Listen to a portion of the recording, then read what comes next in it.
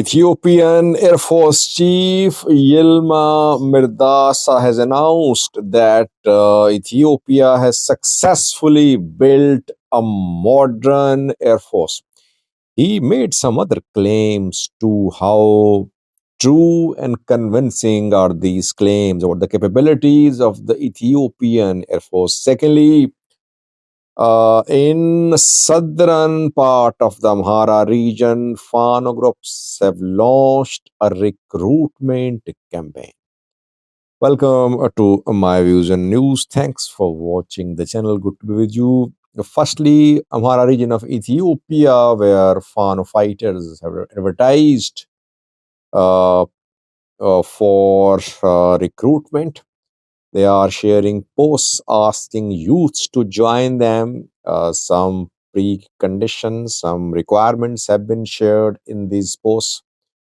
Candidates should not be below 18 years of age. They should not be addicted to any substance. They should not have any criminal record. So recruitment is underway in southern part of the Amhara region. And all over social media, such posts are being propagated. The purpose of sharing this piece of information with you is that if Fanos are suffering losses, they are making up for those losses. I mean, the losses they are suffering are in the form of human losses. They don't have artillery pieces or tanks or U-23s. They have manpower, which is their main strength, or small arms. So if a few die in drone strikes, it does not mean that Fanos have suffered immense loss. They retreat from territories, they return. That is why I say that in 2023, Fano was not as strong as it is today. That is why they're conducting recruitments. And when you recruit youths, you obviously train them as well. It means they have training facilities. If they have training facilities in the Amhara region where for several months they can train youths safely, it shows how strong they are. In 2023, I remember when military decided to disband Fano fighters, military arrested trainers. Military stormed Fano's training camps. In Gojam, several raids were conducted. Some trainers were arrested too. But now across Amhara region, such trainings are underway. That is why deaths of a few Fano fighters won't change the situation on the ground. Fano, how can Fano be weakened, by the way? Is there any way to weaken Fano? Well, we can analyze this question in a live chat or a video. I'll speak about that. Yilma Mirdas, Ethiopian Air Force chief, has made some claims about the Ethiopian Air Force. Ethiopian Air Force is organizing ceremonies these days. It is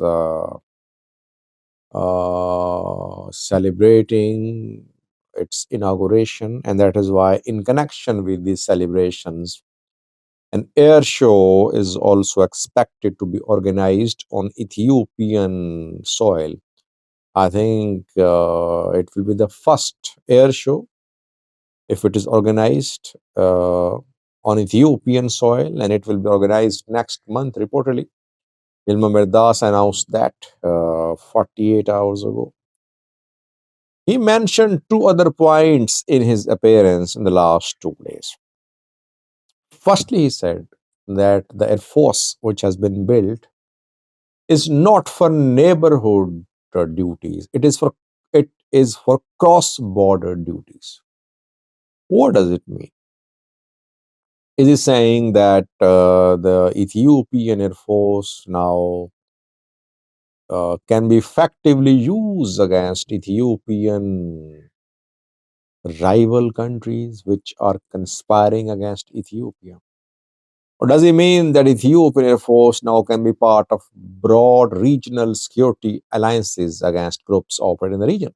Like Al-Shabaab is operating in Somalia, where mainly Ethiopian ground forces are involved in the fight against Al-Shabaab.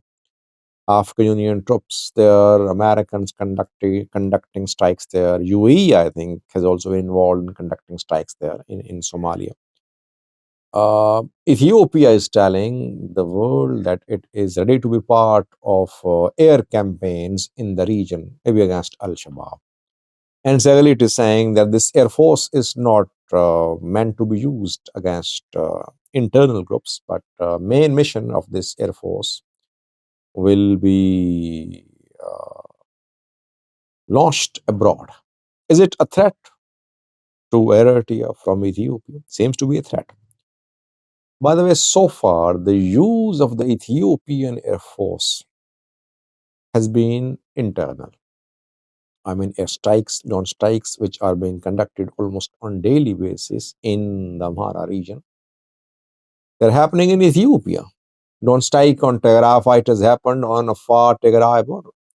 Drone strikes happen occasionally in Oromia too, on Oromo Liberation Army fighters. So the Ethiopian Air Force so far is conducting local indigenous missions. Secondly, Yilma Mirdasa claimed that Ethiopia has managed to build a modern air force.